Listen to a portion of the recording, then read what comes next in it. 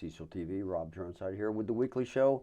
We continue with the fall fun with our good friend Greg Shelton. Welcome to the show, Greg. Thank you very much, Rob. I appreciate it. Now, you have a bunch of stuff to tell us about, and you brought your fan club. Yeah, I do. Yes, they don't do a lot of talking, but they do look great.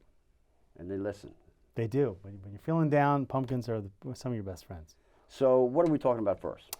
So we're talking about a new event that our Poplar Hall team is putting on.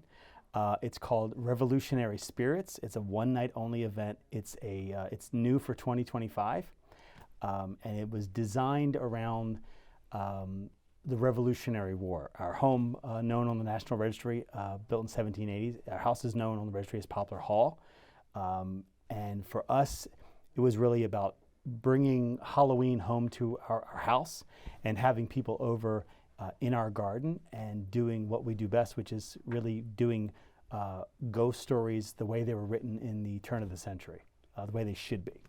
So, and you have a professional storyteller coming up and that is this Saturday, the 4th of October, correct? That is correct. So this storyteller, Corey, what's his last name? McCarrick. Yes, so Corey is an amazing talent.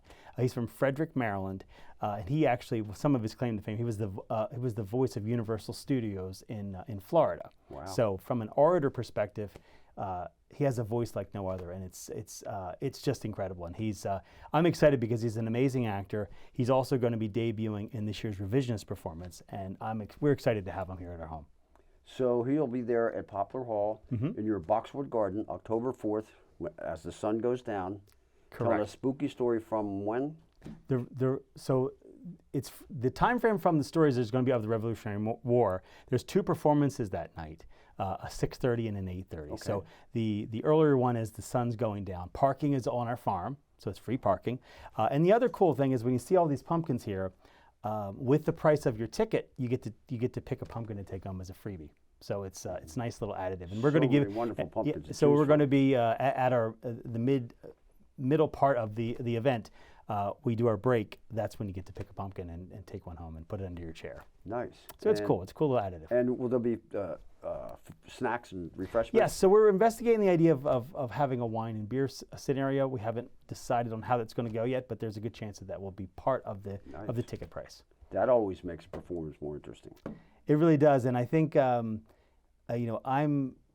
Hall was a labor of love for my wife and I, and my father and I.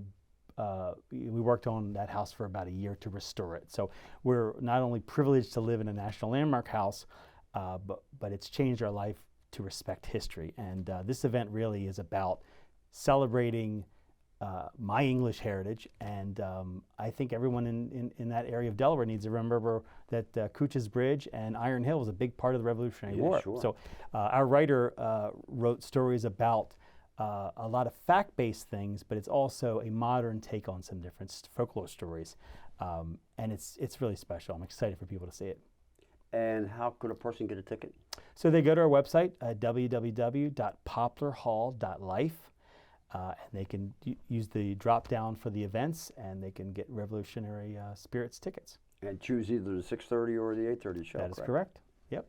Sounds like a plan. Greg, thanks. I appreciate it. Let's take a little break. Maybe you can tell us some more stuff. Okay, cool. So this will be also 17th and 18th will be the 6th year that we've done the Revisionist, a haunted Gothic walk. We started that in historic Chesapeake City for the first 2 years, and then moved it to the Rockwood Mansion, which is a Gothic mansion in Wilmington. It's an amazing estate. It's an amazing museum, and the property is a very sought-after place. And we're very privileged to be able to be one of their flagship events for the Halloween season and the fall season. And I'm really, really excited. We've tapped some of the best actors in the area, and I also direct that. April Lindsay, a friend of mine, is also the writer for it, and she churns out she's the best in the business, and I'm proud to have her on the team. Awesome. Now you say it's a haunted Gothic walk. Does that mean the participants will actually kind of walk through the grounds and there'll be different things going on? Right. So Rockwood has, I don't know, 300 acres of property, and we've investigated the first 3 years we've done it, 2 years we've done it through trails and through gardens and different walks. Last year we moved it to the opposite side of Rockwood, where it's an asphalt walkway called the Greenways Trail.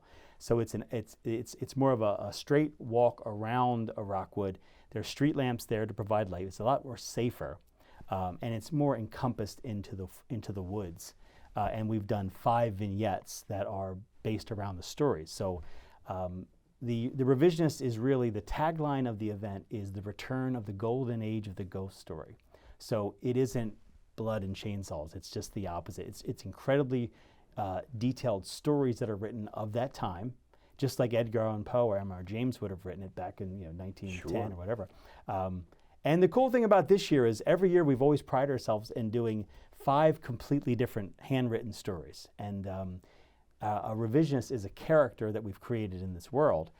They're also the storyteller. So in the revisionist world, it's a person that has been visited by an apparition and has the ability to speak with them. So Rob, if you had that skill set in the middle of tonight, if tonight you go to bed and 2 o'clock in the morning, you're woken at your bed and there's an apparition at your bed.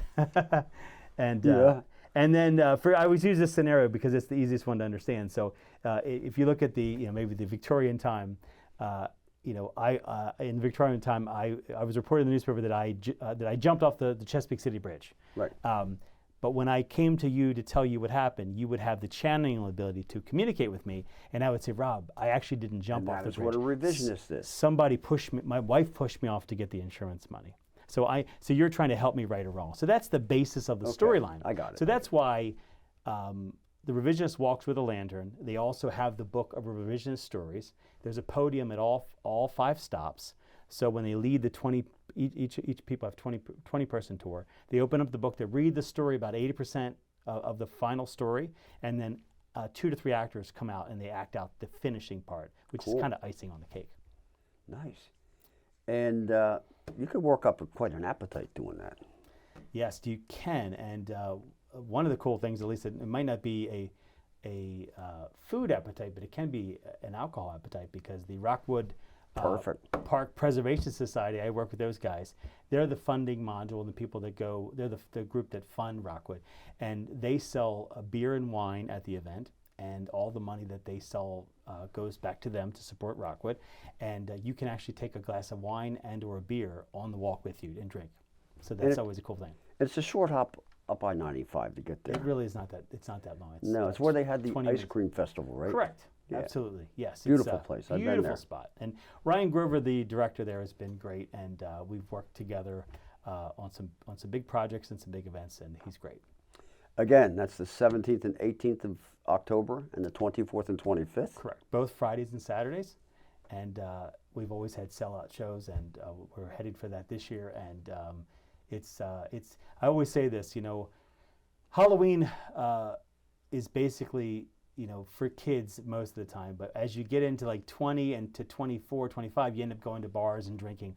But as you get in your 30s to your 30 to the 70 time frame, you kind of have kids and you forget about Halloween and you trick-or-treating, but the yearning to celebrate Halloween is still there. It sure is. This event is really for that population of people that want really well-written storylines that are really, there's some scares and some artistry there, but it's not insanely threatening. But the storylines are very diverse and dark and scary and cool. Cool. And again, tickets, poplarhall.life? Correct. That's right. I appreciate it. I'll tell you what, I'd love to come down and get a pumpkin. Well, I'm going to leave a couple here for you so you can either eat them or decorate with them. Really? Absolutely. What a deal. Thank you, Greg. I appreciate it as always. Thank you. As do we.